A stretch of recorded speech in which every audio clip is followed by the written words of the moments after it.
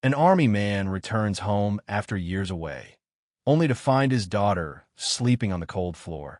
A shocking discovery that unravels a story of love, struggle, and unexpected hope. Before we dive into this unforgettable journey, let me know where you're watching from by dropping a comment below. Now, let's begin. The airport was colder than Daniel Whitaker remembered, or maybe it was just the space that had grown inside him in the 2 years since he'd last touched American soil. He walked with his duffel slung over one shoulder, his boots scuffing against the linoleum as he passed under flickering lights and watched families reunite all around him. Hugs, tears, laughter. A little boy dropped his balloon and it floated up into the rafters above the terminal. Daniel looked around, hoping to see a familiar face, perhaps the chestnut hair of his wife, Megan, or the bounce of their daughter, Emily's ponytail. But the terminal emptied around him. No one came, just silence. He stood there for a long moment, trying to make sense of the absence. Megan had confirmed the date and time. She even texted him 3 days ago, promising a big welcome home. Something about Emily making a glitter-covered sign. But now nothing. He stepped out into the night air, the Oregon wind brushing against his skin like a whisper. The taxi ride was quiet, save for the hum of tires on pavement.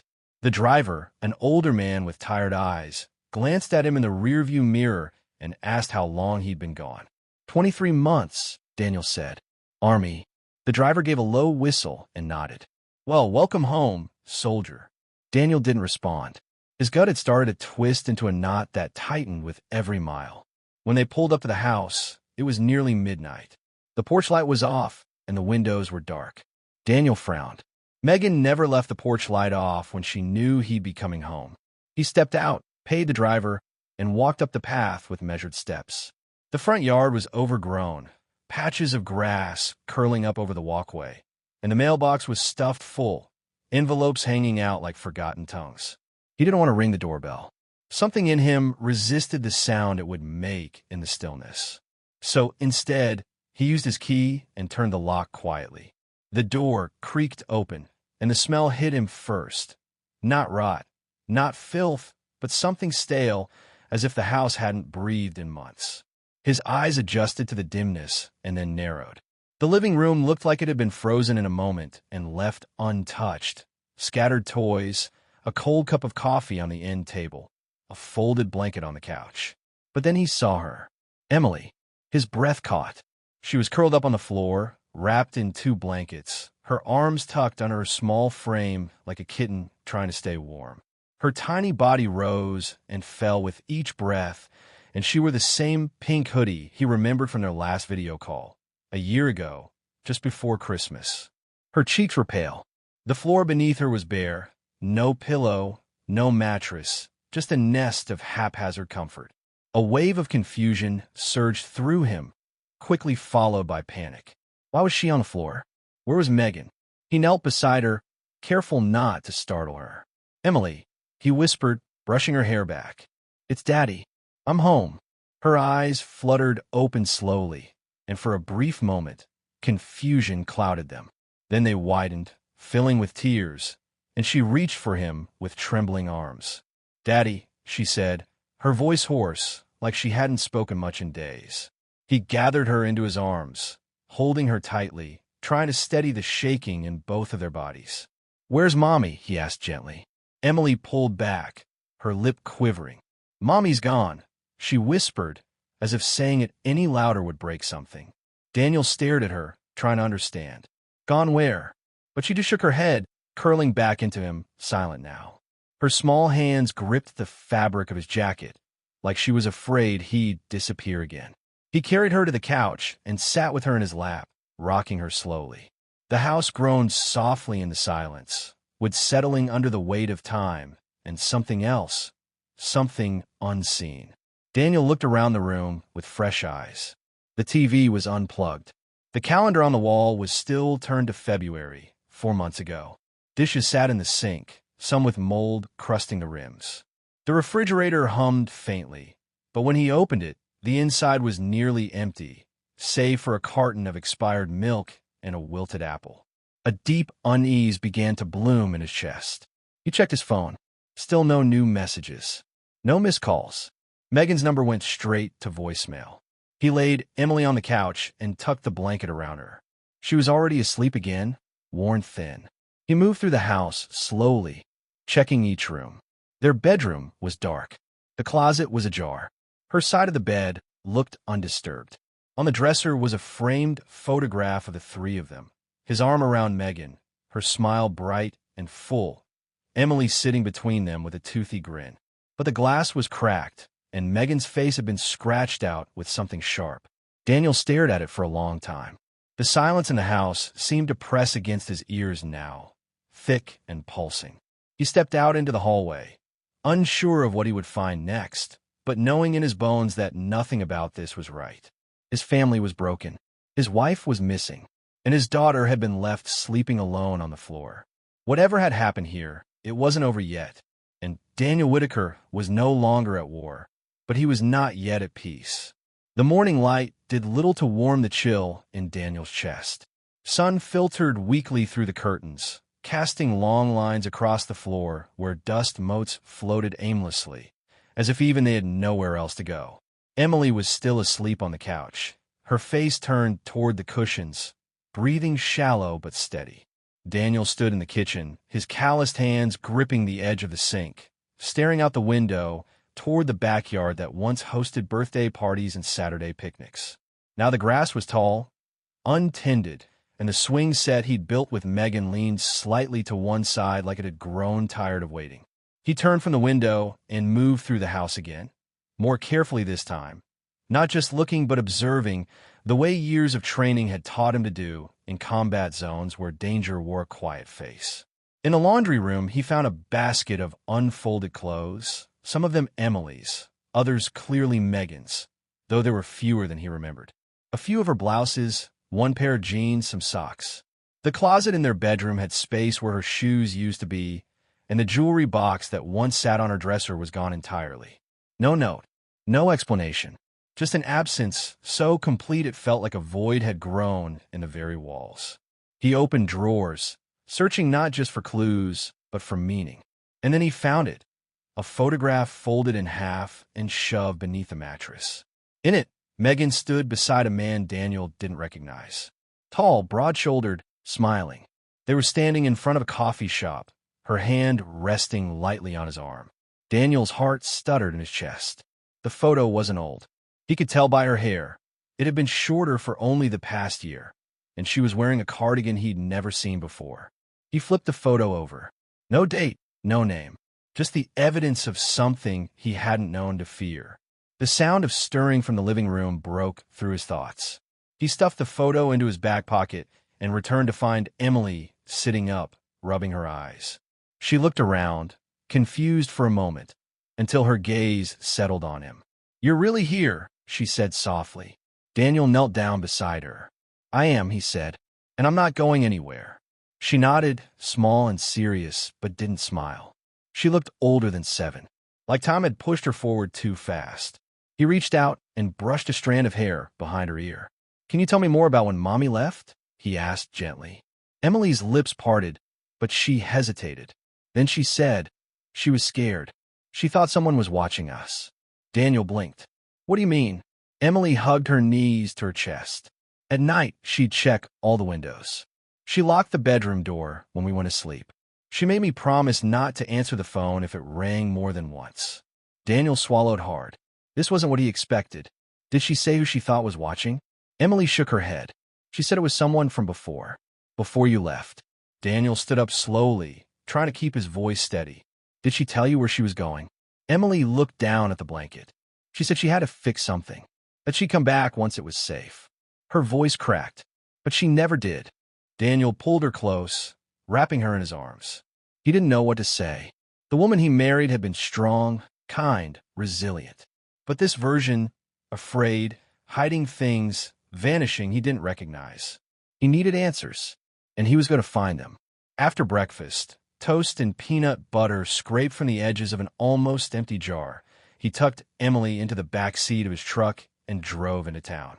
Their small Oregon town hadn't changed much, but everything felt different now. He stopped at the sheriff's office first. Sheriff Lane had gone to school with Megan. They'd attended the same community college before she transferred to Portland State.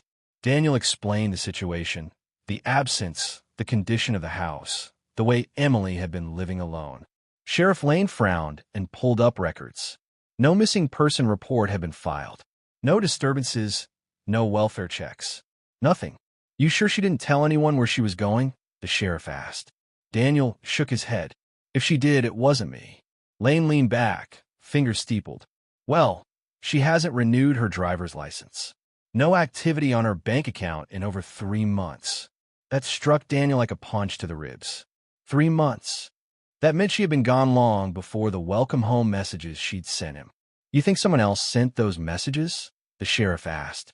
Or maybe scheduled them ahead of time? Daniel didn't respond. His jaw tightened. He was thinking now, scanning through memories, signs he might have missed. Lane gave him a warning. You dig into this, you might find more than you're looking for. You ready for that? Daniel didn't answer. He was already halfway out the door. Because something was wrong, and he had just begun to uncover it. The wind had picked up by the time Daniel stepped outside the sheriff's office, and the overcast sky now pressed down like a heavy ceiling, the kind Oregon seemed to specialize in. The streets looked familiar but hollow, as though stripped of meaning now that Megan's absence hung over everything. Emily waited in the truck, coloring quietly in the back seat with a handful of broken crayons Daniel had found in the glove box. He opened the door and slid in beside her, taking a moment to study her face again. She looked so much like Megan it ached. Those almond-shaped eyes, that dimple that appeared only when she smiled wide, though he hadn't seen it in days. We're going to figure this out, he said gently, starting the engine. Promise? She whispered, without looking up. Promise, he replied, even though promises felt like dangerous things now. Instead of driving home, Daniel turned onto 8th Street and headed toward the house of Claire Mercer, Megan's closest friend since high school. Claire had always been fiercely loyal, the kind of woman who'd bake lasagna for a funeral or babysit without asking for anything in return. If anyone knew where Megan had gone, it would be her. The front door opened before Daniel even knocked. Claire stood there in leggings and an oversized sweater, her curly hair pinned back, eyes wide as she took in his face. Daniel, she breathed. You're home. She stepped aside quickly. Come in, please. Emily hesitated on the porch, but Claire knelt and wrapped her in a soft hug, tears rising in her voice. I've missed you, sweet pea. Inside, the air smelled of cinnamon and old pine, like a memory preserved in amber. Claire guided them to the kitchen table, poured coffee, and waited while Daniel explained his early return, the empty house, Megan's absence. Claire's fingers tightened around her mug. I was afraid of this, she said finally. She stopped talking to me about 2 months ago. At first I thought it was just stress or maybe something between you two, but then she hesitated. Then I heard something strange. Daniel leaned forward. What do you mean? Claire hesitated, then reached into her kitchen drawer and pulled out her old cordless phone. I kept a message. It came in late one night, 3 weeks ago. Just static at first, and then she pressed the playback button. At first there was nothing, just crackling like wind through dry leaves. And then a woman's voice, trembling and breathless, barely above a whisper. He knows. I messed up. Tell Daniel. Tell him I didn't mean for it to happen. Tell him to protect Emily. Please. Then more static. Then silence. Daniel sat frozen. The voice was unmistakably Megan's. Claire's eyes were red when she looked back at him. I reported it to the sheriff. He said there wasn't enough to go on. No number, no origin. Daniel stood and paced, the floor creaking beneath his boots. What did she mean? Who is he? And what didn't she mean to happen? Claire shook her head. I don't know. But she was scared, Daniel. She told me months ago that someone from her past had come back in her life. She wouldn't say who, but it changed her. She became secretive, paranoid. She even talked about selling the house, disappearing completely. Daniel turned slowly. Did she mention anyone by name? Anyone who might have followed her here? Claire hesitated again, then said, there was one name. Just once. Carter. Daniel's blood went cold. The name struck a buried chord. He knew it, though not from Megan's past. Carter Briggs. He'd served with Daniel in Kandahar, a fellow soldier, a man with charm and menace wrapped in the same grin. But Carter had left the army under a cloud of suspicion, dishonorably discharged for misconduct. He disappeared after that. No contact, no word. Until now, Daniel left Claire's house in a daze, gripping the steering wheel tighter than he needed to. He didn't tell Emily where they were going next, just drove out to the old supply depot where Carter had once worked after the army, back when he briefly passed through Oregon. The building was long abandoned now, its windows broken, rust coating the chain-link gate. But Daniel had a look. Inside, the place was as he remembered. Empty oil drums, broken pallets, a few shattered light fixtures dangling like crooked teeth. Then something caught his eye, a scrap of paper stuck beneath a cement block, damp but legible. Megan's handwriting. C. Watches the house. Trust no one. D. Forgive me. His pulse roared in his ears. She'd been here. She'd left breadcrumbs. As he stepped back outside, Emily's voice called out from the truck. Daddy. He turned to see her holding something up. A phone. His old military sat phone. It was in your bag, she said. The screen blinked. One missed call. From an unknown number. No voicemail. But as Daniel stared at the screen, it began to ring again.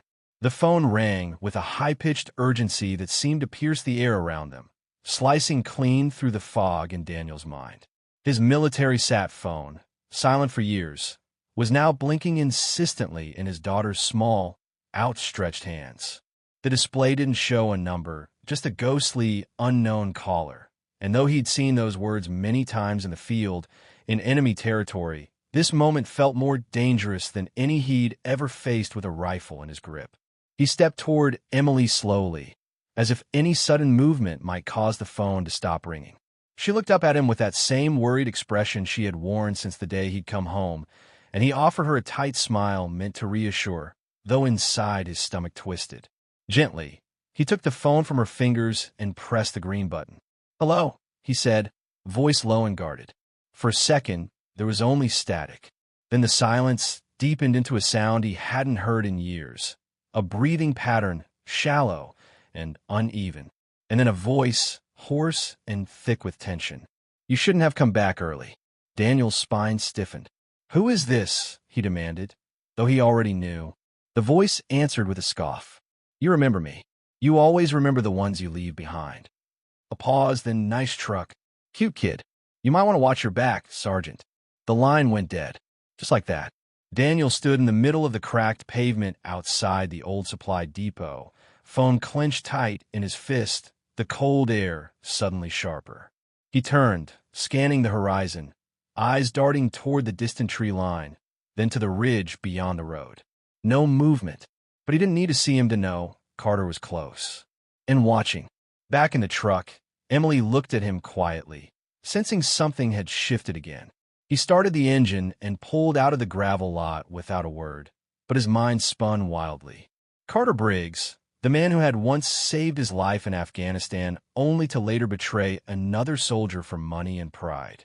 The same Carter who had once joked darkly about disappearing off the grid, about starting a new life with someone else's story. But what did he want with Megan? Why threaten Emily? Why now? Daniel's next stop wasn't home. He drove instead to the local armory, where an old friend from the reserves, Sergeant Mason Turner, still worked maintenance and communications. Mason had aged like a mountain, weathered but immovable, still wearing his buzz cut and military posture like a second skin. Damn, you're a sight, Mason said when Daniel walked in, pulling him into a one-armed hug. Didn't know you were back. Wasn't supposed to be, Daniel replied. Need a favor. He handed over the sat phone. I need you to trace the last incoming call on this. Someone's playing games. Mason raised an eyebrow, but didn't ask. Give me an hour. Daniel used the time to sit outside in the armory's gravel lot, letting Emily nap in the back seat while he watched the sun begin to dip behind a low bank of clouds. The air smelled faintly of metal and fuel, and the memory of sand and heat and the constant sound of helicopters clawed into his brain. For the first time in years, he felt the gnawing edge of old instincts returning. Hyper-awareness, suspicion, the sense that the world had turned just slightly askew and he would need to fix it alone. When Mason finally returned, his expression was unreadable. The call bounced through 3 foreign relays, Thailand, Belarus, then landed through a VoIP shell in Kansas. Whoever did it knew how to hide, but not well enough. He handed Daniel a slip of paper. Last known point of origin is just outside Coos Bay. Rural place. Decommissioned ranger cabin on state forest land. Might be nothing. Daniel folded the paper slowly, memorizing the coordinates. It's not nothing. By the time he returned to his truck, night had nearly fallen. Emily stirred awake, rubbing her eyes. "Are we going home now?" she asked. Daniel looked at her and hesitated. "Soon, baby. I just have one more stop to make." He drove through winding back roads as rain began to spit against the windshield. Light at first, but growing heavier as they approached the cabin's location. Daniel found a turnout large enough to park the truck where it wouldn't be seen and turned off the engine. Emily sat up straighter. "Daddy, listen to me," he said softly. "I need you to stay here, no matter what. Lock the doors. Don't get out, even if someone knocks. I'll be back soon. I promise." She didn't argue, just nodded, lips pressed together. She knew something was wrong. Children always do, even when adults try to shield them from the truth. Daniel stepped out into the rain and moved through the trees with the practiced quiet of someone who had once hunted men in war zones. His boots found solid purchase on wet pine needles, and he breathed through his nose to slow his pulse. When he crested the ridge, the cabin came into view, small, weather-worn, with a single dim light burning inside. He crouched behind a tree and watched. No movement, no vehicles, no sign of life, except for the flicker of that pale, yellow glow through the front window. Then the door creaked open. The door to the cabin opened slowly, not with a bang, not with drama, but with the quiet, careful touch of someone who had something to hide. Daniel flattened himself against the thick trunk of a spruce, his breath shallow and even. Through the branches, he could make out a figure, tall, lean, bundled in a dark coat that moved stiffly at the shoulders. The man stood in the doorway for a few seconds, as if testing the air, listening to the forest the way a hunter does when he suspects he's not alone. Then he stepped back inside and left the door ajar. A trap? An invitation? Daniel waited, counting the seconds in his mind until the cold rain had soaked into his collar and down his spine. He moved only when he was sure the forest had swallowed the sound of his boots. Quiet as a whisper, he descended the ridge, careful not to snap a twig or disturb a stone. The front door creaked again in the wind, and Daniel could see now that the cabin had no curtains, only thin blinds, half drawn, revealing the flickering light of a propane lamp set on a table near the window. He crouched low and approached from the side, eyes scanning the perimeter. There were footprints in the mud. Fresh, deep, heavy enough for a man, possibly carrying gear. The prints led away from the cabin and toward a small structure hidden behind a wall of brush, an old generator shack or maybe a woodshed. The implications twisted in Daniel's gut. He couldn't risk a full breach. Not yet. He circled slowly to the rear window, raising himself just enough to peek inside. The interior was sparse. A metal table, a sleeping bag in the corner, a wall covered in newspaper clippings, photos, and old documents, some with familiar faces. His own, in uniform. Megan. Emily even, taped up like pieces in a puzzle someone had spent years assembling. But there, beneath it all, pinned and circled in red marker, was a single photo of Carter Briggs. Daniel ducked away, pressing his back to the log wall. So it was true. Carter wasn't just a ghost from the battlefield. He had been watching them, planning. The war hadn't ended in Kandahar for Carter. It had just changed theaters. Daniel weighed his options. If Carter was here, he wasn't hiding. He was nesting, waiting, probably armed, probably paranoid. There was no law out here, no backup, just the cold and the dark, and whatever resolve Daniel had left in him after so many years of trying to leave that world behind. He eased toward the door, every movement calculated. His hand hovered near the side pocket of his jacket where he kept a concealed pistol, standard issue, not flashy. Functional, deadly if it had to be.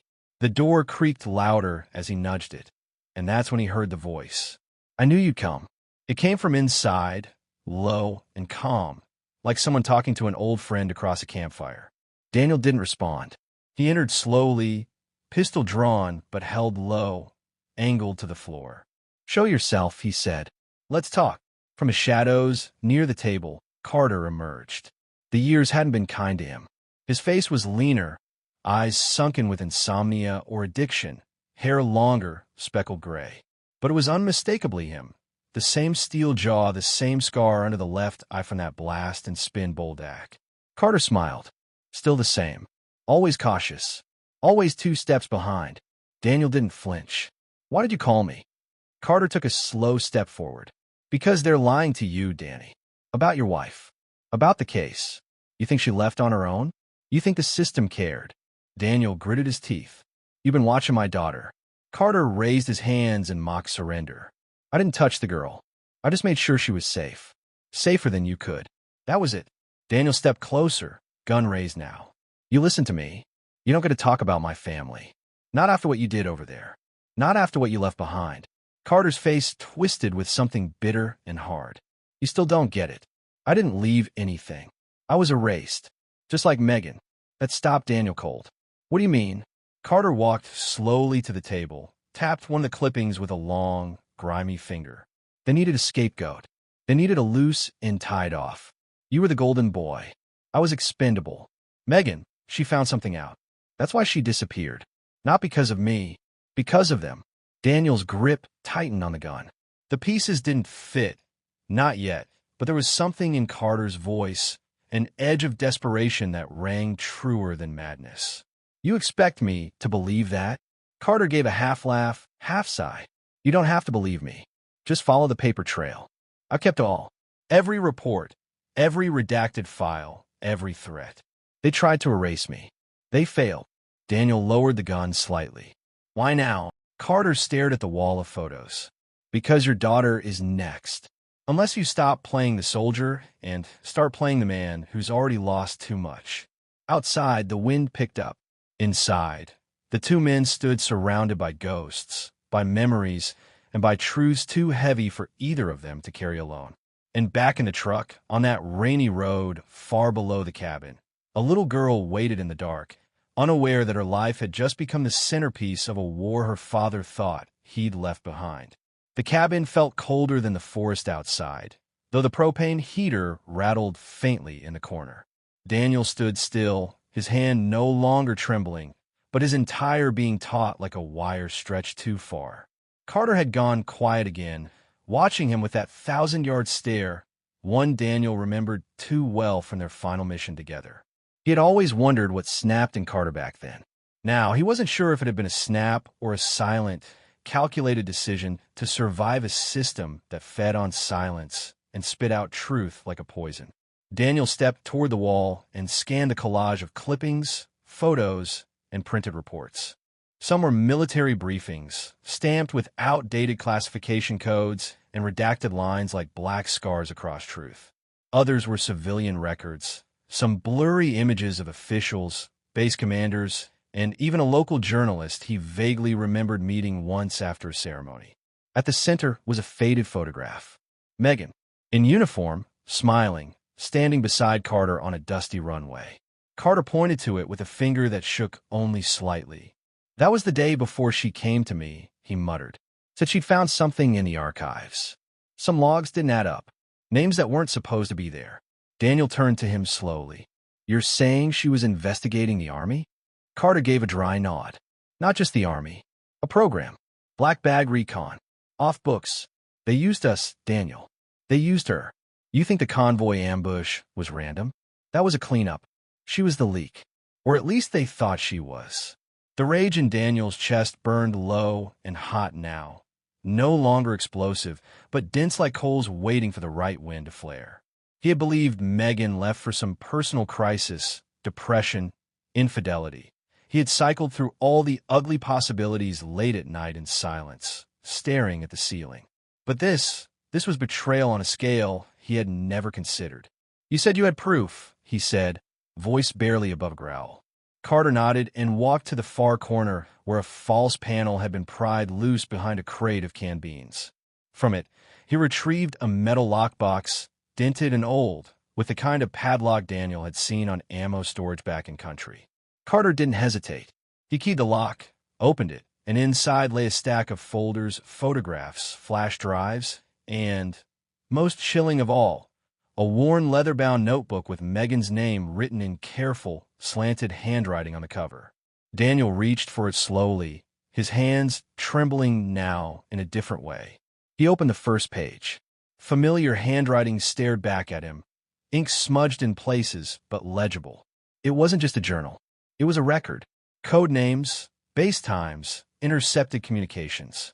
She had cross-referenced troop movements with civilian deaths, with asset drops, with disappearances of locals and even allied interpreters. All of it pointed to a shadow network operating within their own ranks. "This is enough to bring everything down," Daniel whispered, eyes scanning pages like they were sacred scripture. Carter's voice was lower now, as if afraid to disturb the dead. "She brought it to me because she knew I had nothing left to lose. She knew she was being followed. And then she vanished." Daniel looked up. "And you think she was taken?" "Not gone by choice." Carter's face twisted. "I know she was taken, and not by outsiders. By the very people she was trying to expose." The cabin creaked under the wind. In that moment, Daniel felt the heavy hand of truth settle on his back like a pack he'd carried through too many deserts. Everything he had clung to, the version of Megan that had simply run away, the idea that he'd somehow failed her as a husband, crumbled. "What do you want from me?" Daniel asked finally. "Why not go public with this yourself?" Carter looked down, bitter. "Because no one listens to ghosts. You've got the name, the credibility, the badge, and you've got a daughter who deserves to know her mother didn't just walk away." Daniel closed the notebook. The weight of it wasn't just physical. It carried blood and memory and a quiet scream that had never been heard. "I can't let this sit," he said. Carter nodded. "Then you'd better hurry, because they know I contacted you. You think they won't be watching now?" Outside, a distant snap echoed through the trees. Not thunder. A branch? Or something else? Both men froze. Carter moved to the lamp, turned it off. The room fell into darkness, save for the faint blue-gray light filtering through the blinds. Daniel moved to the window, heart thudding with a soldier's sense of timing. In the distance, two small red lights blinked in the dark. A vehicle, maybe, or scopes. Either way, the forest was no longer theirs. "We have to go," Daniel said. "Tonight." Carter nodded again, but his eyes had narrowed. "I'll lead you to the drop, where she last contacted me. But we can't bring the files. They'll trace them. You take the book. The rest burns." Daniel hesitated, then nodded. "We do this right. For her. For Emily." The match flared bright in Carter's hand, and as he dropped it into the box of documents, the flame caught fast. The fire that began in that cabin would burn more than paper. It would burn the lies they'd lived with, the silence that had defined too many years. And it would lead Daniel down a path no man ever returned from unchanged. The cabin smoldered behind them, its glow flickering like a dying memory in the rearview mirror as Carter guided the truck down a winding back road lined with pines that leaned in like silent sentinels. The night was heavy with mist and moonlight, and Daniel felt every mile pulling him deeper into a world that seemed more memory than reality. The notebook sat in his lap, closed now but still radiating a strange heat, as if it knew what it contained was no longer buried but exhumed, breathing again in a world too cowardly to acknowledge it. Carter drove with a calm Daniel envied, his hands steady on the wheel, his eyes scanning every turn, every rise in the road, every rustle in the trees. "There's a place," he said after a long silence. "Used to be a forward storage site, unofficial of course. They called it Grid Echo. Megan used it as a drop point when she couldn't risk comms. It's not far, but we don't drive all the way in. Cameras, pressure sensors. Still active, I'd bet." Daniel nodded, still running the word Grid Echo through his mind. He had never heard of it on any mission. That meant either it never existed, or it had existed above his clearance level. The latter chilled him more. 15 minutes later, they parked behind an abandoned ranger station, swallowed by vines and time. The windows were shattered, the paint peeled into curls like old parchment. "We hoof it from here," Carter said, already retrieving a pack and a battered rifle from the bed of the truck. Daniel took only what he needed: the notebook, a flashlight, and his service pistol, though he doubted it would matter if things went sideways. He wasn't sure who they were going up against anymore. Soldiers? Contractors? Ghosts in government suits? The forest was dense but navigable, and Carter moved like a man retracing the steps of a recurring nightmare. Every now and then, he'd pause, listen, then motion forward. Daniel didn't ask how he remembered the path after all these years. Some places leave marks no time can erase. After about 20 minutes of silent hiking, they reached a small outcropping that overlooked a narrow clearing. In the center stood a squat, moss-covered concrete structure with no windows and only one rusted metal door. It looked like a Cold War relic, forgotten and festering in the dark. Carter pointed. "That's it. She left something there. Last time I saw her, she said, 'If anything happens, look behind the Black Eagle.'" I didn't know what she meant until years later. They moved slowly, avoiding obvious trails, staying low. As they neared the door, Daniel's breath caught. Etched faintly into the metal was a blackened, barely visible stencil of a spread-winged eagle, just above the handle, exactly where Megan had said. Carter stepped forward, reached behind the plate, and with some effort pried loose a small steel panel. Inside was a cavity, and within it, a sealed envelope wrapped in plastic. Carter passed it to Daniel without a word. He opened it carefully, unfolding the single sheet of paper inside. Coordinates, and a phrase, written in her hand: "Trust no one who wears stars." Daniel stared at the paper, the ink, the quiet desperation in her slanted handwriting. These weren't just numbers on a map. They were a trail, one she had carved through silence and fear, risking everything. "We need to go there," Daniel said, his voice tighter than he expected.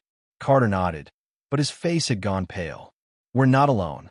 From behind the trees, a low crunch of leaves gave way to silence. Then another. Carter raised the rifle slowly, eyes scanning. "We've been followed." Daniel ducked back toward the outcropping as a sharp whistle cut through the air. Then a flash, brief, searing white light, followed by the metallic thud of something landing near the structure. Smoke, thick, acrid, pouring out in plumes. "Move!" Carter shouted. "Back trail. Go!" They sprinted, ducking branches, vaulting over roots. Gunfire cracked behind them, sharp, controlled bursts. Not random. These weren't amateurs. They weren't even warning shots. Daniel heard bullets chew through bark, one sparking against a rock inches from his foot. Carter stopped abruptly, turned, and fired twice into the trees before tossing something behind him, a flash grenade. The explosion wasn't loud, but it was blinding. Daniel felt the pulse in his chest more than his ears. By the time they reached the ranger station again, they were panting, scraped, and wild-eyed. They knew about the drop, Daniel said between breaths. They were waiting. Carter didn't answer right away. He pulled open the driver's door, tossed his pack inside, then looked at Daniel with grim resolve. "This goes deeper than I thought. If they were willing to open fire out here, they're cleaning house." Daniel looked down at the coordinates again, still clutched in his hand. "So we hit them first. We follow this trail. Whatever's at these coordinates, it's the key." Carter nodded, started the engine. "Then buckle up, soldier, because if we're going down this road, there's no turning back." As the truck pulled away and the ranger station disappeared into the dark behind them, Daniel knew they had crossed an invisible line, one where the rules didn't apply, where justice had to be carved from stone, and where Megan's ghost still walked, waiting for the truth to finally come home. The hum of the truck's engine was the only sound for miles as Carter and Daniel raced down the lonely highway. The coordinates had led them away from the forest, through desolate stretches of land where houses were few and far between. The moon hung low in the sky, casting a silver glow over the landscape, making everything look like a quiet, dreamlike memory. The radio was dead, static crawling through the airwaves, but neither of them bothered to reach for the dial. Their minds were too consumed by what lay ahead. Daniel glanced over at Carter. The man had always been a fortress, unflappable, calm under pressure. But tonight, something had shifted. His eyes were darker, haunted even. Every now and then, Carter would glance at Daniel as if measuring whether he should say something, perhaps offer an explanation or a warning. But no words came. It was as though he was waiting for something to happen, something that would break the silence between them. As they approached an old farmstead, the truck slowed, and Carter turned down a narrow, unpaved road that disappeared into the overgrown grass. The buildings around them were decaying, left to the elements for too long, but it wasn't the state of the land that made Daniel's heart race. It was the unsettling familiarity of the place. It looked like any number of military outposts from his past, but there was something about it, something that made the hairs on the back of his neck stand up. "We're close," Carter muttered, his voice barely above a whisper. He turned off the engine, and the truck coasted to a stop. The sudden quiet felt oppressive, suffocating. Daniel didn't move right away. The weight of the moment was too heavy. They were at the coordinates, but this wasn't just a mission anymore. It was personal, and deep down, Daniel had the feeling that what they would uncover tonight would answer questions that had haunted him for years. Carter got out first, his boots crunching on the gravel as he moved toward the shack at the center of the compound. Daniel followed, the dirt beneath his boots grinding in the stillness. The door to the shack was slightly ajar, an inviting gap that seemed almost too perfect. It was like it was waiting for them, expecting them to arrive. Carter motioned for Daniel to stay back, his hand on the doorframe as he peered inside. For a long moment, he didn't move, as if he was listening for something. Then, with a sharp nod, he pushed the door open fully, revealing the dark interior. It was a small, dimly lit room, the only light coming from a single bulb hanging precariously from the ceiling. Papers were strewn across the floor, old files piled on a table. But it wasn't the disarray that caught Daniel's attention. It was the pictures. Old, weathered photographs pinned to the walls. They were snapshots from a time long ago, from a life Daniel couldn't quite place. Faces he didn't recognize, smiling men and women in military garb, standing together in front of a nondescript building, looking every bit like the operatives Daniel had once worked alongside. Carter stepped forward, his hand hovering over a photograph of a woman. She was in her late 20s, dark hair pulled back into a tight ponytail, her face serious but resolute. Her eyes, there was something about her eyes. They looked familiar, but Daniel couldn't place why. Carter exhaled slowly, his gaze lingering on the photo. "That's her," Carter said softly. "That's the woman I told you about. Megan." Daniel stepped closer, inspecting the photograph more carefully. He could see the fire in her eyes, the same fire that had driven her in the field, the same fire that had made her disappear without a trace. But there was something else. In the corner of the photo, partially obscure by the frame, was a name, Grid Echo. "Grid Echo," Daniel repeated, the words tasting foreign in his mouth. "It's her mission." Carter didn't respond right away, but his silence spoke volumes. Megan's disappearance had been more than just a mystery. It was part of something much larger, something that had been buried for years. And now, they were digging into it.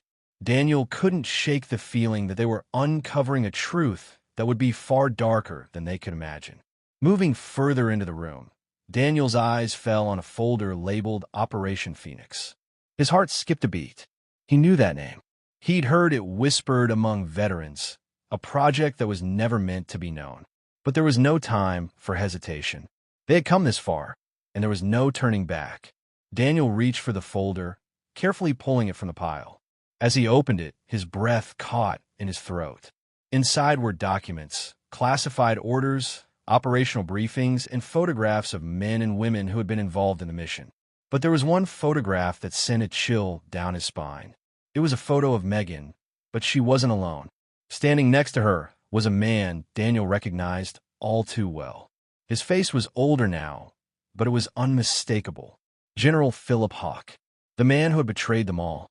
"Carter," Daniel said, his voice tight with disbelief. This isn't just a mission. This is something far worse. It's a cover-up." Carter didn't look surprised. He simply nodded, his face grim. "It always has been, and now, they're making sure no one knows the truth." As the weight of it all settled in, Daniel felt the full force of what they were about to face. There was no more running, No more hiding from the past. The truth was out, and they would have to fight for it. Fight to bring down the people responsible for the lives they destroyed. They weren't just uncovering secrets. They were about to bring down a system that had betrayed them all.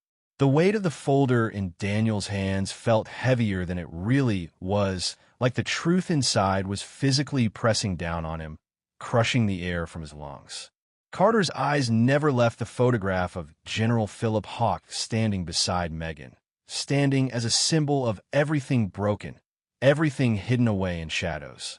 For years, they had trusted their country, trusted the men who had sent them into danger. But now, those very men were exposed as the architects of deception and betrayal. Daniel's mind raced, searching for a way forward, but the fear gnawed at him, whispering that this fight would cost more than just their pride.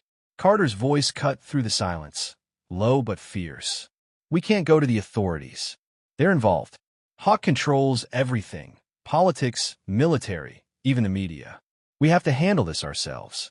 Daniel nodded slowly, swallowing the lump rising in his throat. He had spent years fighting wars abroad, but this was a war within. A war for truth, justice, and the memory of those who had vanished without explanation. He realized that the battle wasn't on distant fields anymore.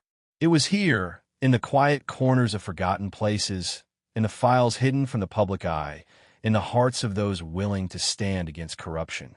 "We'll need help," Daniel said finally. "People we can trust. People who know the system inside and out, but aren't corrupt themselves." Carter's jaw tightened. "I have a few contacts, but it's risky. If Hawke finds out, they'll disappear like Megan." Daniel clenched his fists, the old soldier's instinct rising to the surface. He had faced danger countless times, but this felt different. This was a battle for a soul, his daughter's soul, their souls. "We owe it to Megan to try, to bring her home in some way. Even if she's gone, we owe her that much." Carter's gaze softened, a flicker of something almost like hope passing between them. "Then let's start." They moved quickly, gathering what little evidence they could from the shack and surrounding areas.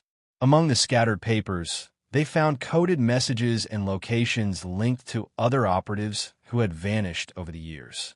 It was a network of secrets that had been buried under layers of lies, and now it was unraveling before their eyes.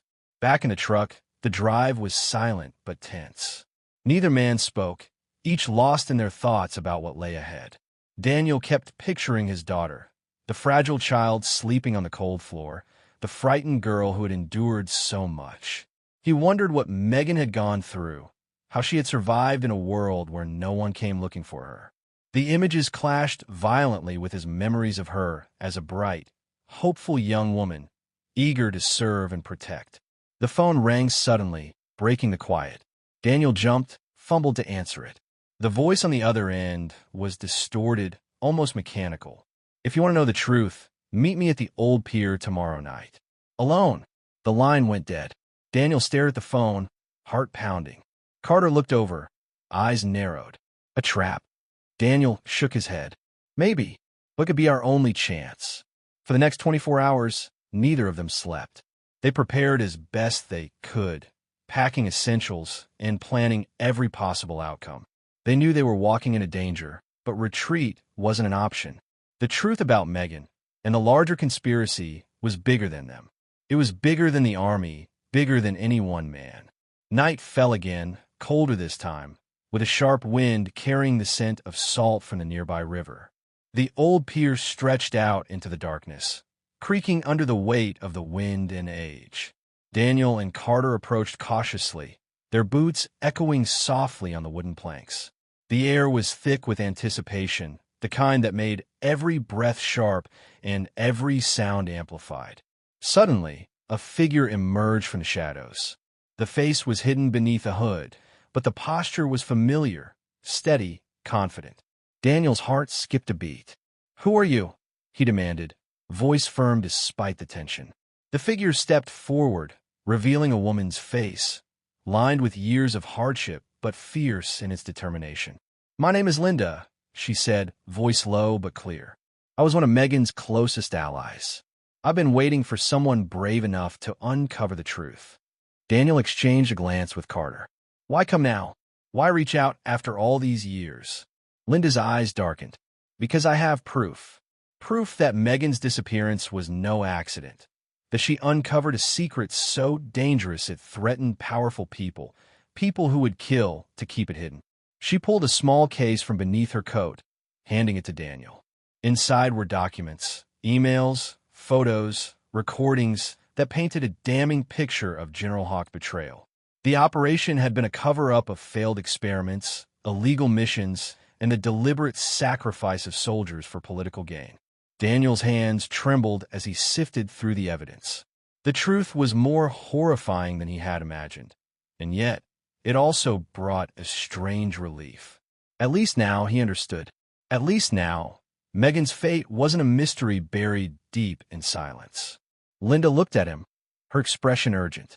You need to take this public. Expose Hawk and the network protecting him. Megan's story can't be forgotten. Not anymore. The weight of responsibility settled on Daniel's shoulders like a mountain. It wasn't just about his daughter anymore. It was about justice for all those who had been silenced. It was about ending the cycle of lies that had corrupted their lives. Carter placed a firm hand on Daniel's shoulder. We're with you, whatever it takes. As the first light of dawn broke over the horizon, Daniel felt something shift inside him. The fight was far from over, but for the first time in years, he felt a flicker of hope. Hope that they could finally bring peace to Megan's memory. Hope that the truth could set them free. In the days that followed their clandestine meeting at the pier, Daniel and Carter found themselves plunged into a relentless whirlwind of planning and preparation. Linda's documents had opened a dangerous door that led straight into the heart of a conspiracy they never could have imagined. The evidence was irrefutable. Detailed logs of covert missions gone wrong, personal accounts of soldiers who had disappeared under suspicious circumstances, and secret correspondences implicating General Hawk and his inner circle in a web of betrayal. The stakes were higher than ever, and Daniel understood that once the truth was revealed, there would be no turning back. With the help of Linda's trusted contacts, they arranged a meeting with a veteran journalist known for his unwavering integrity, Michael Reeves. Michael had built a reputation exposing corruption in government and military affairs, often at great personal risk. When Daniel handed him the case filled with evidence, Michael's eyes widened with a mixture of disbelief and grim determination. This is explosive, he said quietly. If it's true, it will shake the foundations of everything we know about the military and our government. Daniel nodded. It has to come out. For Megan. For every soldier who was thrown away like they didn't matter. Michael agreed to work swiftly but carefully. They all understood that a premature leak could cost them their lives, and more importantly, it could allow Hawk and his allies to cover their tracks once again. The journalist promised to corroborate the documents, verify the facts, and prepare a comprehensive report that would expose the corruption to the public. Meanwhile, Daniel returned home, the house no longer a refuge, but a battleground of emotions. Megan's small bedroom, once filled with laughter and warmth, now felt like a shrine to memories both cherished and painful. On the floor where she had been found sleeping that first night back, he paused to kneel and trace his fingers lightly over the worn carpet, imagining the fear and loneliness she must have endured. The man who had fought on distant shores now faced an enemy he couldn't shoot or outmaneuver, a system built on lies and silence. Days stretched into weeks as Michael's investigation progressed. Reports began to surface, slowly but unmistakably. Whispers on the news hinted at a looming scandal. Social media buzzed with speculation, and forums exploded with discussions about missing soldiers and government cover-ups. The public's curiosity grew, fueled by the courage of those who refused to remain silent. One evening, Daniel sat with Carter and Linda in the dim light of the living room, listening as Michael shared updates. "We have confirmation from several insiders," Michael said, his voice steady but urgent. "The network protecting Hawk is extensive. We're talking about high-ranking officials, politicians, and business leaders who profit from these secrets." Linda's face was hard, her eyes reflecting years of struggle. They won't go down without a fight. Daniel's jaw tightened. Then we'll stand firm. Megan deserves that much. But as the story gained momentum, so did the danger. Anonymous threats arrived by email and phone. Daniel's home was watched, and once, a stranger loitered suspiciously near the driveway late at night. The peaceful neighborhood they had returned to suddenly felt hostile and uncertain. Friends and neighbors, once warm and welcoming, began to keep their distance, afraid to be associated with a man challenging powerful forces. One afternoon, as Daniel and Carter reviewed security footage from their home cameras, they spotted a shadowy figure lingering just beyond the fence. The man's face was obscured, but his intent was clear. Daniel's military instincts kicked in, and he knew they needed to act quickly to protect themselves and those they cared about. "We have to get out of here," Daniel said firmly. "For now, we need to disappear, regroup, and plan our next move." Linda nodded. "I know a safe house, a place where we can continue our work without fear of being followed." That night, under the cover of darkness, they packed only essentials and slipped away from the house that had become a prison. The quiet road stretched before them, the familiar sights replaced by uncertainty and the cold weight of responsibility. But despite the fear, Daniel felt a growing resolve. The fight for truth was no longer just about Megan. It was about all those who had been betrayed, silenced, and forgotten. At the safe house, a modest cabin tucked away in a dense forest miles from a city, they found brief respite. The isolation offered security and space to think, to strategize without the constant threat looming over them. Michael worked on finalizing the exposé, while Linda coordinated with her network to prepare for the fallout. Carter and Daniel focused on safeguarding their communications and strengthening their defenses. One evening, as they gathered around a small fire, Michael looked at Daniel and said, "When this story breaks, it will be explosive. The media, the government, the public, they will all be watching. You need to be ready for the backlash." Daniel stared into the flames, thinking of Megan, the daughter who had returned to him against all odds, whose strength had inspired him to keep fighting. "I'm ready," he said quietly. "Whatever it takes." Days later, the article was published. It was a damning indictment of General Hawk and his allies, backed by undeniable evidence and powerful testimonies. Headlines screamed of betrayal and cover-ups, and the nation was forced to confront a dark chapter in its history. The story dominated the news cycle, sparking outrage, protests, and calls for accountability. In the midst of the storm, Daniel received a call from a high-ranking military official. The voice on the line was cautious but sincere. "We've opened an investigation. Your courage has brought this to light. We want to help you find Megan and bring those responsible to justice." Tears filled Daniel's eyes as he realized that the tide was turning. The fight had been long and dangerous, but at last, there was hope for healing, not just for him and his daughter, but for countless others betrayed by the system. As the sun rose on a new day, Daniel felt a profound sense of peace. The road ahead would still be difficult, but the truth was finally free. And with it came the promise of justice, redemption, and the chance to rebuild what had been broken. The weeks following the explosive publication of the exposé were a whirlwind of official actions and public reactions. Daniel watched from the sidelines as the wheels of justice began to turn, a process slower than his military instincts desired, but relentless nonetheless.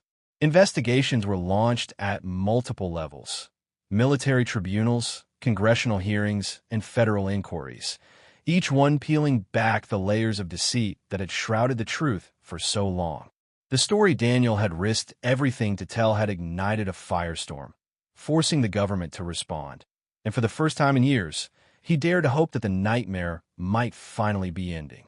Despite the progress, Daniel knew this was far from over. Powerful enemies lurked behind closed doors, determined to protect their secrets at any cost. There were moments when Daniel feared the retaliation would come not just for him, but for everyone involved in the effort to expose the truth. The safe house, once a sanctuary, felt increasingly claustrophobic under the weight of uncertainty and looming threats. Yet, Even in the darkest hours, Daniel's resolve remained unbroken, bolstered by the presence of Megan and the unwavering support of Carter and Linda. Megan, now beginning to recover physically and emotionally, showed signs of reclaiming the life stolen from her. Each day, she grew stronger, her laughter echoing through the cabin and piercing the shadows that had once consumed their world. It was in those moments when she smiled, when she talked about simple joys like school or the neighborhood park, that Daniel found the strength to keep pushing forward. Her resilience was a testament to the human spirit's capacity for healing, even in the aftermath of unspeakable pain. One afternoon, Daniel received a call that shifted the course of everything. A voice on the other end, official and steady, informed him that a warrant had been issued for General Hawk's arrest. The charges were extensive: abuse of power, conspiracy to cover up the deaths and disappearances of soldiers, and multiple counts of obstruction of justice.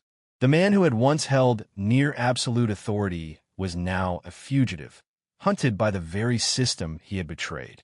The news sent a ripple of relief through Daniel's heart, but also a wave of apprehension. There was no telling how far Hawk would go to evade justice.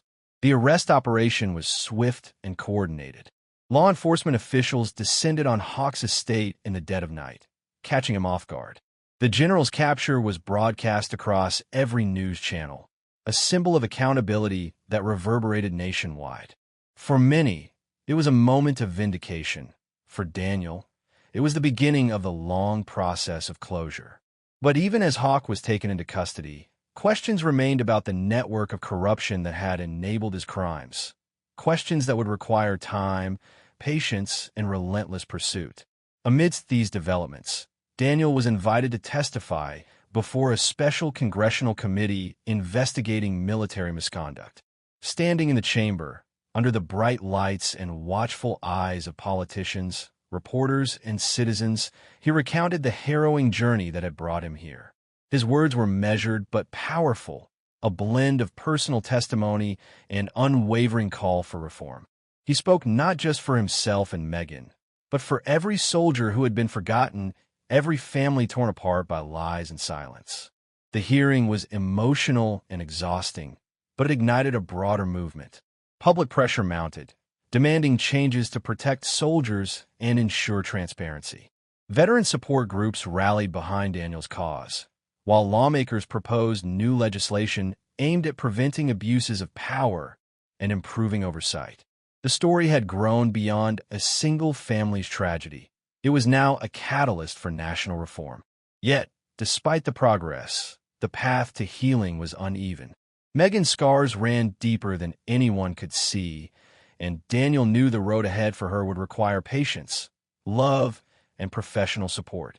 Therapy sessions became part of their routine, helping her navigate memories and rebuild trust in the world around her. Daniel stayed by her side through every step, his military discipline now turned toward nurturing and protecting the fragile bond they were rebuilding. One evening, as the sun dipped below the horizon, Daniel sat beside Megan on the cabin porch, watching the sky change from amber to deep indigo. She leaned against him, her head resting softly on his shoulder. "Dad," she whispered, "I'm scared sometimes, but I'm glad you're here." Daniel swallowed the lump in his throat and kissed the top of her head. "I'm not going anywhere, Megan. We'll face everything together."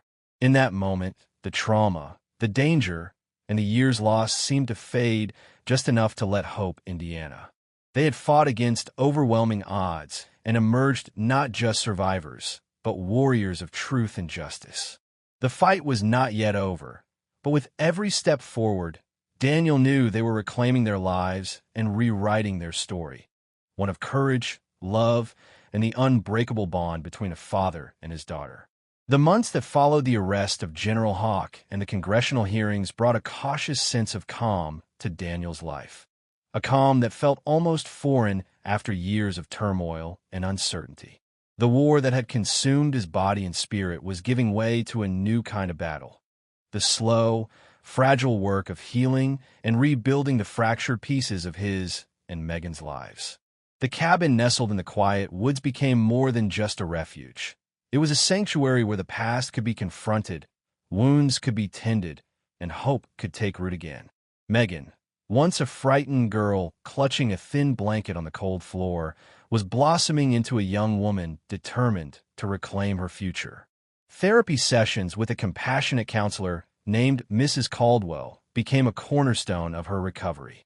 These sessions were often painful, stirring memories she had tried to bury deep inside, but gradually they gave her tools to understand and process the trauma that had haunted her for so long. Daniel often sat just outside the therapy room, his heart swelling with a mixture of pride and sorrow as he witnessed her courage. Daniel himself was no stranger to therapy. After years of bottling up emotions behind the rigid discipline of a soldier, he found that opening his heart was just as necessary to his recovery as physical rest. Group sessions with fellow veterans revealed the shared scars they carried, scars invisible but no less real. Talking about their experiences, their losses, and their hopes was a salve neither Daniel nor his companions had realized they desperately needed. The camaraderie that had once been forged in battle was now being reborn in the quiet rooms of healing. Life outside the cabin slowly began to resume its rhythm. Daniel reconnected with old friends and neighbors, people who had missed him during his deployments and the dark years that followed. There were dinners shared over warm food, stories exchanged by firelight, and the comforting routines of everyday life that Daniel had once taken for granted but now cherished deeply. He also started volunteering at the local Veterans Center, eager to give back and support others facing their own battles. Megan returned to school, where she was greeted with a mixture of curiosity, sympathy, and admiration. Some classmates barely recognized the quiet, withdrawn girl who had once sat alone. Now, she was more engaged, even outspoken about the importance of mental health and resilience. Teachers and counselors worked closely with her, providing the support she needed to catch up academically and build social connections. It was a difficult transition, but with Daniel's steady presence and Megan's own determination, progress was unmistakable. One crisp autumn morning, Daniel took Megan to a nearby park, the same park he had once visited with her mother and dreamed of a peaceful future. They walked slowly among the trees, their leaves turning fiery shades of orange and red. Megan paused by a bench and looked up at her father. "Dad, I think I'm ready to try something new," she said softly. "Maybe I want to help others like me, kids who feel lost or scared." Daniel smiled, his eyes moist. "That's a brave idea, Megan. Helping others is one of the best ways to heal ourselves." Inspired by Megan's courage, Daniel began working with the Veterans Center to develop a youth outreach program focused on trauma recovery and family reunification. The program aimed to bridge the gap between generations, connecting young people who had experienced trauma with veterans who understood their pain. It was an ambitious project, but Daniel felt it was exactly the kind of legacy he wanted to leave behind. As winter settled over the small town, the cabin became a hub of activity once again. Volunteers came and went, sharing meals, stories, and support. Daniel and Megan hosted workshops, inviting families to learn about resilience and mental health.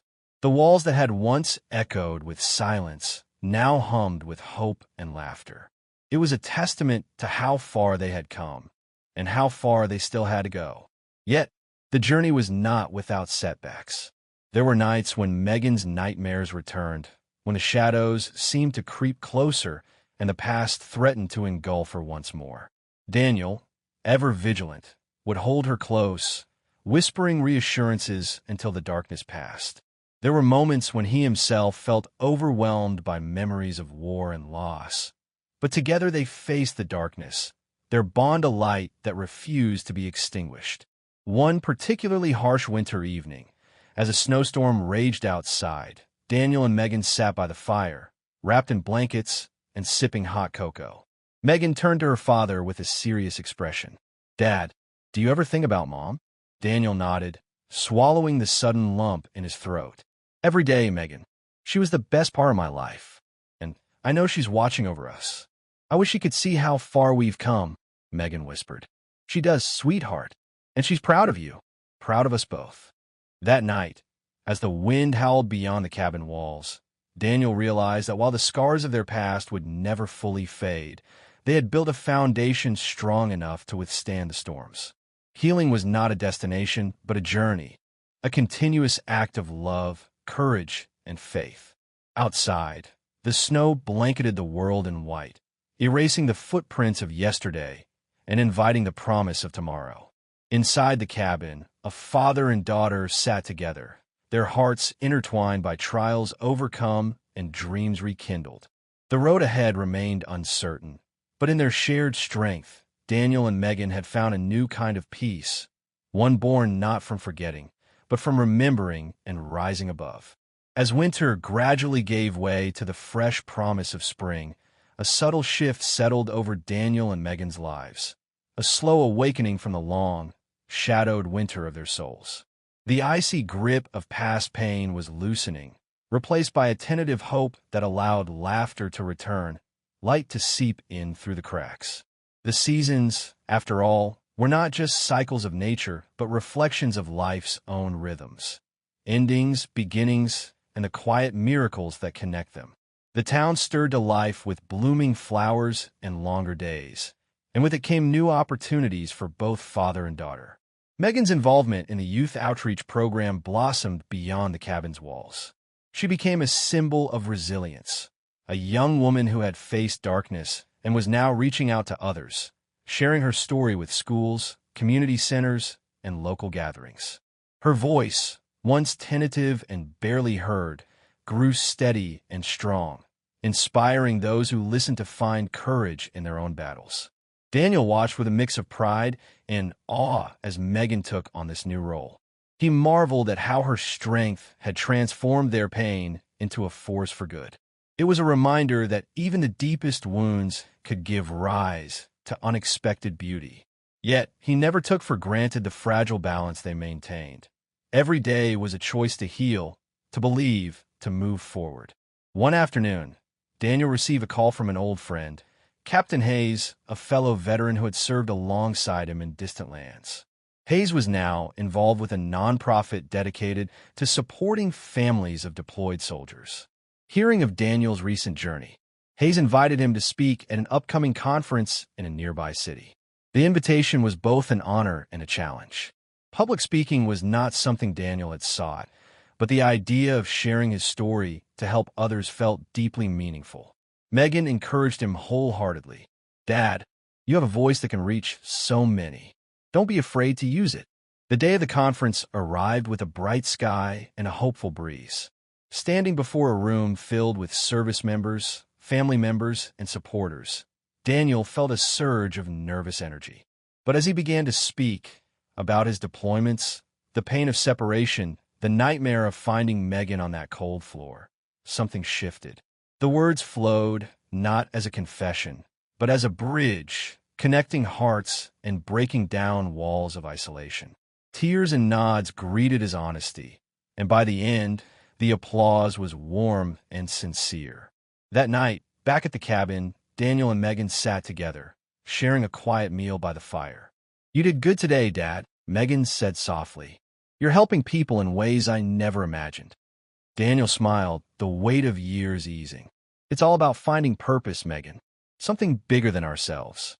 Their conversations deepened with the days, touching on dreams once buried under fear and loss. Megan spoke of attending college, of studying psychology or social work, fields where she could continue to make a difference.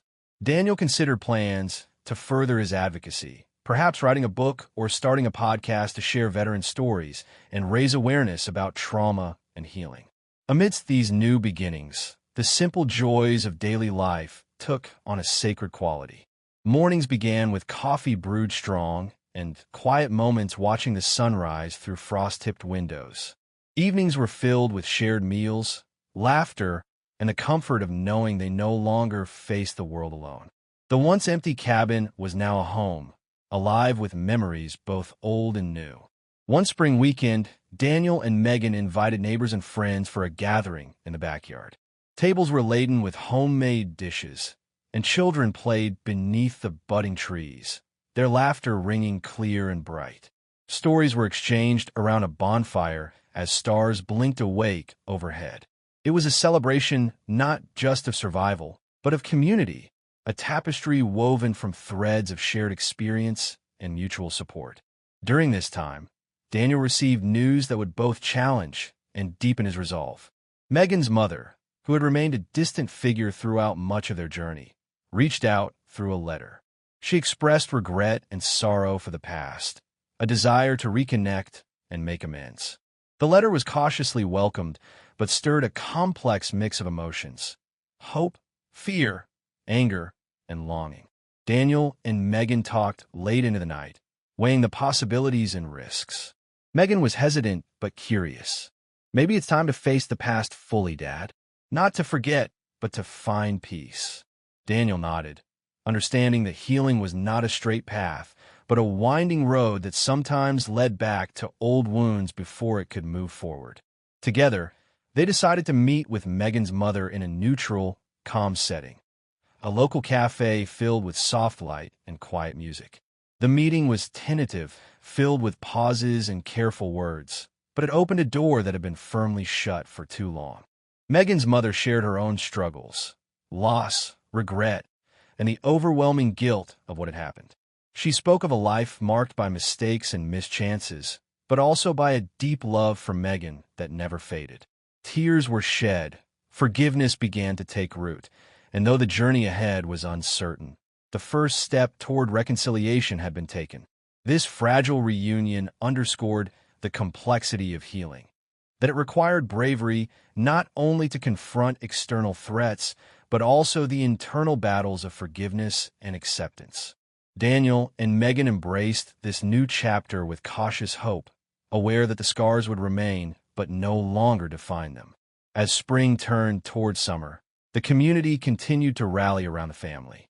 Local newspapers featured their story, not as a tragedy, but as a testament to resilience and the power of love to overcome even the darkest times. Donations and offers of support poured in, helping to fund the outreach program and improve the cabin's facilities. Daniel found himself invited to speak at schools and veteran groups more frequently, his message resonating with those who had lived through war or trauma. Megan's role grew alongside his, and together they formed a team dedicated to healing and hope. Their partnership was a beacon in the town, a living proof that even when life shatters us, it can also rebuild in ways more beautiful than before. The slow march of progress brought moments of quiet joy that Daniel cherished deeply.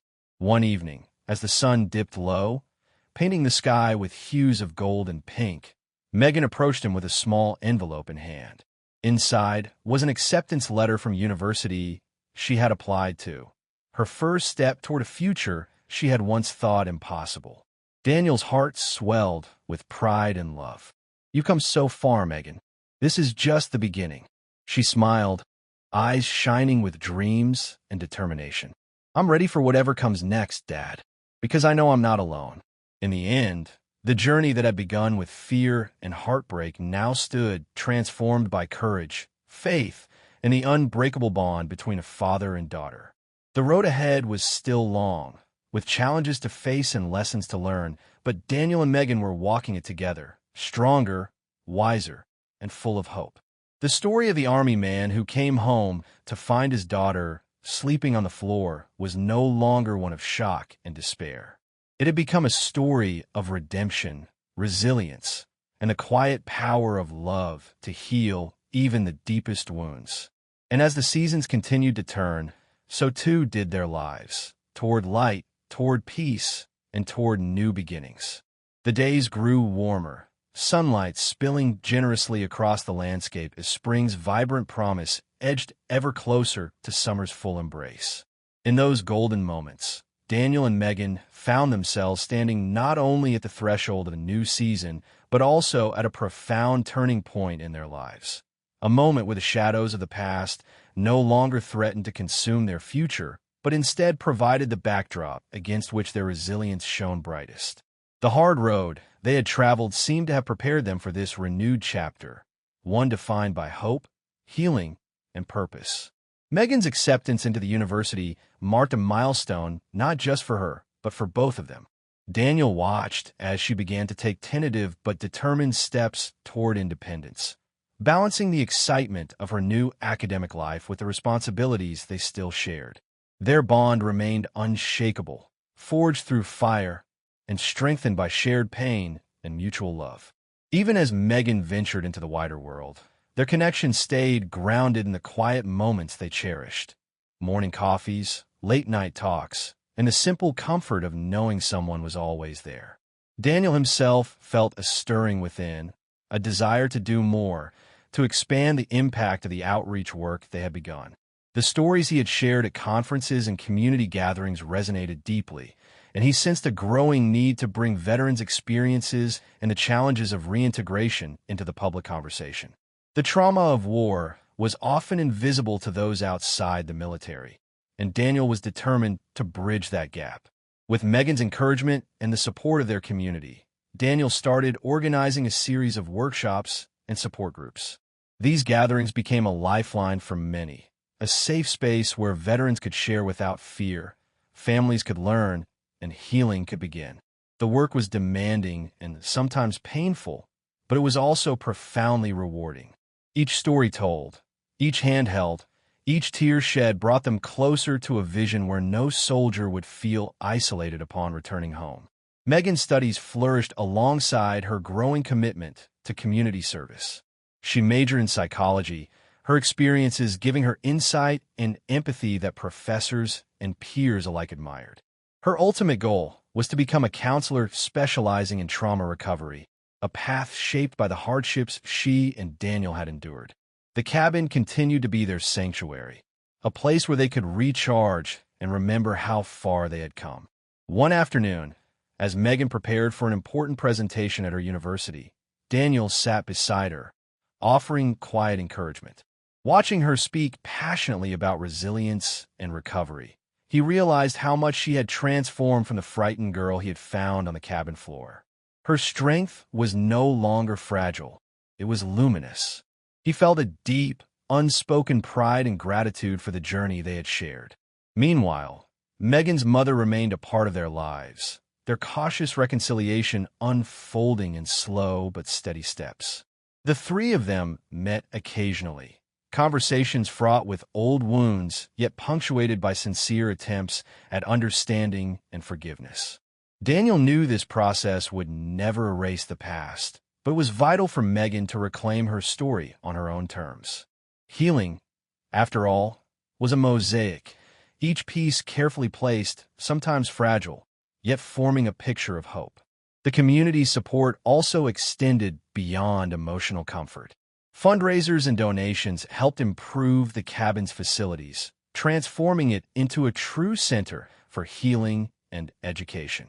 Volunteers joined the effort, and the small cabin in the woods became a symbol of resilience and renewal in the town. Visitors came to attend workshops, hear speakers, and find solace, many inspired by Daniel and Megan's story. One summer evening, as fireflies danced above the porch and the scent of blooming jasmine filled the air, Daniel and Megan sat quietly, reflecting on their path. "We've come so far, Dad," Megan whispered, her voice soft yet certain. "Sometimes I still wonder if all this was meant to be." Daniel smiled, squeezing her hand gently. "Life doesn't always give us clear answers, but it gives us moments like these, moments to be grateful for, moments to build on." Their conversation drifted to dreams of the future, Megan's aspirations, Daniel's plans for advocacy, and the hope that their work would ripple outward, touching lives they had never met. They spoke of the importance of community, compassion, and the courage to face life's uncertainties with open hearts. In the months that followed, their efforts gained recognition beyond their town. Daniel was invited to speak at national veteran organizations and mental health conferences. Megan's research and advocacy caught the attention of academic circles, earning her scholarships and awards. Together, they became a powerful voice for change, their personal story a beacon of what could emerge from the darkest trials.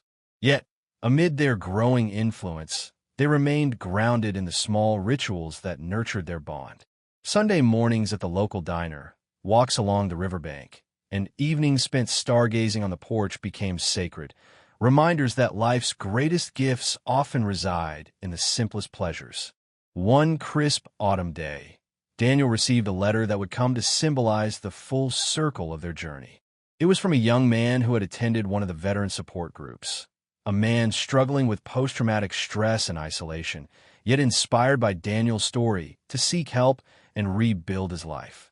The letter was filled with gratitude and hope, a testament to the power of connection and the ripple effect of courage. Daniel shared the letter with Megan, tears in his eyes. "This is why we keep going," he said. "This is what it's all about." Megan nodded, her own eyes shining. "We're part of something bigger now." As the years passed, the cabin and their work continued to thrive. They launched a scholarship fund for children of veterans, created educational materials to raise awareness about trauma, and built partnerships with mental health professionals. Their story became a foundation on which others could stand, a legacy of resilience and love. Looking back, Daniel often thought about the night he returned home from war, expecting to find his daughter in a place of comfort, only to see her sleeping on the cold, hard floor. That moment of shock had been the catalyst for a journey neither could have predicted, a journey through fear, loss, discovery, and healing. And now, standing on the other side of that journey, he understood that every painful step had been part of a greater purpose.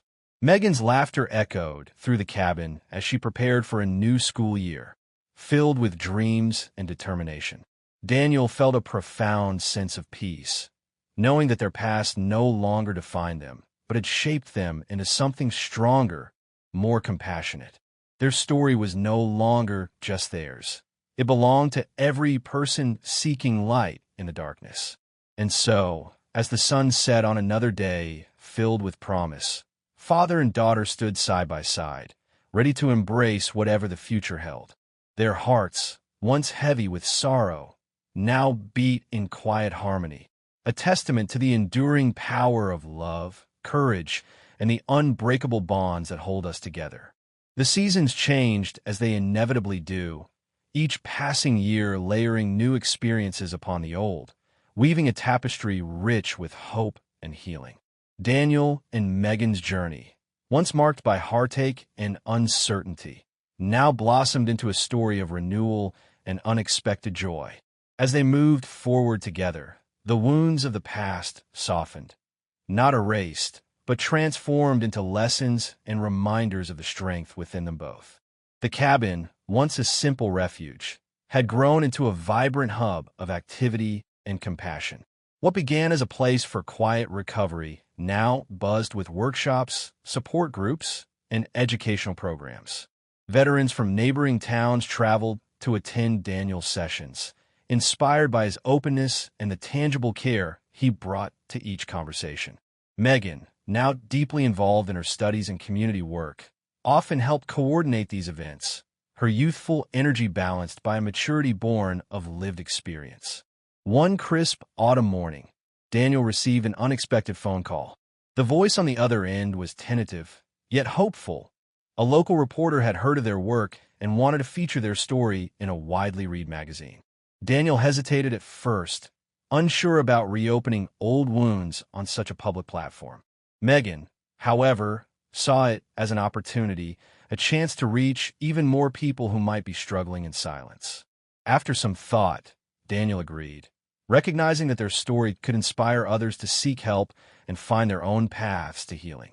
The article, when published, sparked an outpouring of support.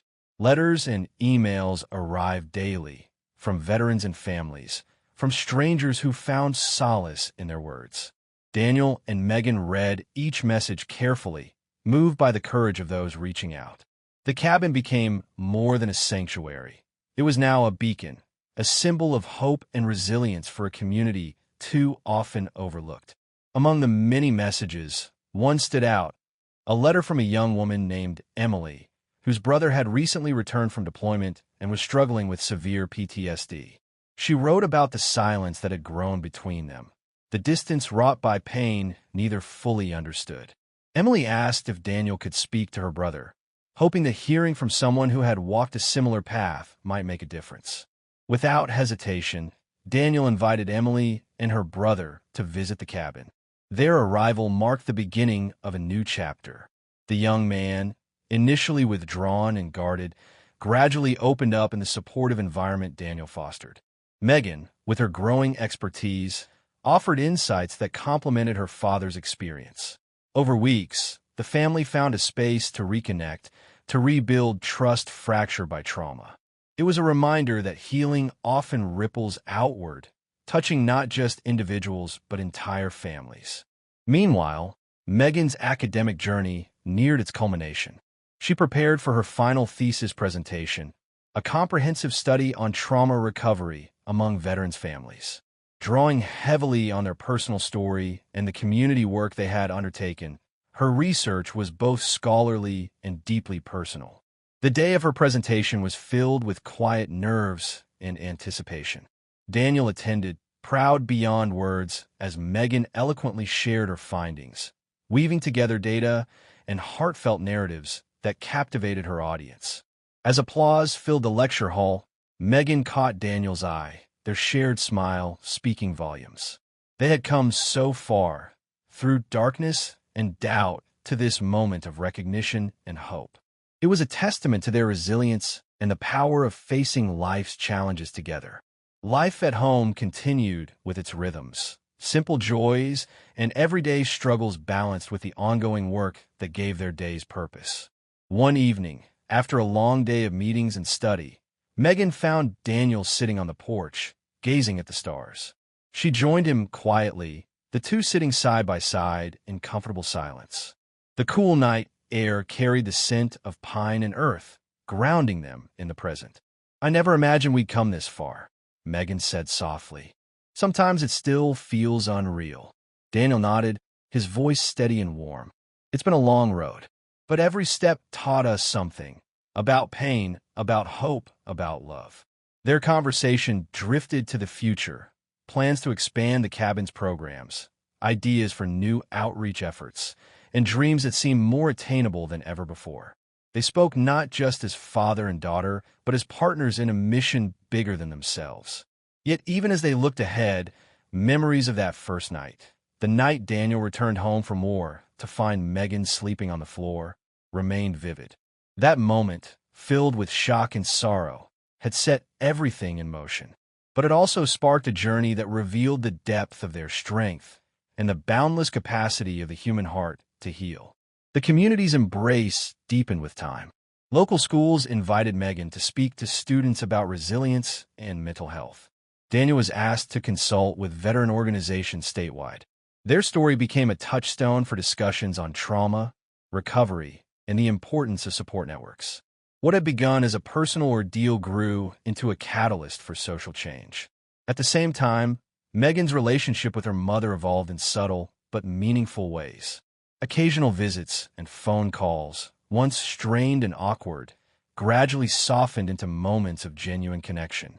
Forgiveness, they both realized, was not about forgetting, but about releasing the burden of past pain. It was a slow process, but each step forward was a victory. One afternoon, as Megan walked through the town's autumn market, she encountered an elderly woman who recognized her from a community event. They spoke briefly, the woman sharing her own story of loss and recovery. Megan listened, offering words of encouragement, reminded once again that every story, no matter how painful, held the potential to inspire and heal. Back at the cabin, Daniel and Megan continued their work with renewed vigor. They launched a mentorship program pairing returning veterans with young people seeking guidance, bridging generations through shared experiences and mutual respect. The program flourished, providing both mentors and ments with a sense of belonging and purpose. As winter approached, they prepared for a special event, a celebration of the cabin's 5th anniversary. Invitations went out to friends, volunteers, and those whose lives had been touched by their efforts. The gathering promised to be a joyful occasion, a testament to the community's resilience and the power of coming together. On the night of the celebration, the cabin glowed warmly against the winter's chill. Stories were shared, laughter echoed, and tears were shed, not of sorrow, but of gratitude and hope. Daniel and Megan stood together, surrounded by the people who had become family in this journey. They looked back on all that had been lost and found, all that had been broken and rebuilt. In those moments, they understood that healing was not a destination, but a continual journey, a series of steps forward, sometimes faltering, always moving toward light. Their story, once shadowed by fear and uncertainty, had blossomed into a legacy of love, courage, and unwavering hope. As the evening drew to a close and the last guest departed into the snowy night, Daniel and Megan stood hand in hand, hearts full and spirits lifted. The path ahead remained unknown, but one thing was certain. Together, they could face whatever came next, with strength drawn from their past and faith in the promise of tomorrow. The years that followed settled into a steady rhythm, each day bringing new challenges but also new triumphs. Daniel and Megan had learned to live not just with the scars of their past, but with the wisdom those scars bestowed. The cabin stood as a testament to their journey, a living monument where pain had been transformed into healing, and where hope was no longer a fragile dream, but a shared reality. One early spring morning, as sunlight filtered softly through budding leaves, Daniel sat at his usual spot on the porch, a worn journal resting on his knee. Megan joined him, carrying 2 steaming mugs of coffee, her smile a gentle comfort. Together, they reflected on the path that had led them here, from a moment of reunion marked by shock and confusion, to the many seasons of growth and understanding that followed. The cabin, once a simple shelter, now pulsed with life and purpose, a beacon for all who sought solace. Their work had touched countless lives, veterans, families, neighbors, each person a thread woven into the larger tapestry of community and care. Daniel's experiences, once isolating and painful, had become a source of strength and inspiration. Megan, too, had grown into her role as a compassionate advocate and scholar, her voice carrying far beyond the boundaries of their small town. As they talked, Megan shared news of an upcoming conference in Washington, D.C., where she had been invited to present their program on trauma recovery and community support. It was an honor that underscored the significance of their efforts and opened new doors for outreach and collaboration. Daniel listened with pride and a quiet sense of accomplishment, knowing that their story, born of hardship, had blossomed into something meaningful and enduring. In the days leading up to the conference, preparations filled their time. Megan balanced finalizing her presentation with tending to the cabin's daily activities, while Daniel coordinated logistics and welcomed visitors seeking guidance. The energy was electric, a mix of excitement and purposeful focus. It was a moment that captured the essence of their journey, not just surviving, but thriving together. At the conference, Megan stood before an audience of professionals, veterans, and community leaders. Her words were measured yet heartfelt, blending research with personal narrative in a way that resonated deeply. She spoke of the invisible wounds carried by so many, the silence that too often surrounded them, and the power of connection in breaking through that silence.